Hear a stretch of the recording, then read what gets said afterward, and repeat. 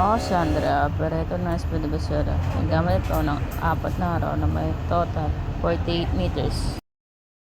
Ito po yung printer head. Ang ulit palit mo sa white, January 26, ang order po, December 2024. Ito po yung cupping na may 60% good condition pa po. Head clean.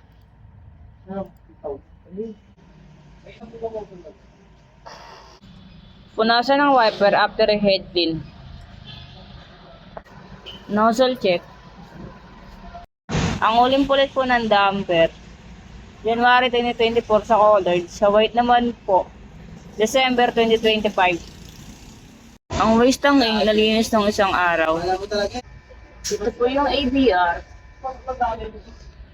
at ground wire. Ito po yung aming stocks. Ito po yung brilliant colored. Ito po yung white ink. Ito po yung film at powder. Sa consumers, ito po yung output. Ito po yung physical inventory at daily checklist.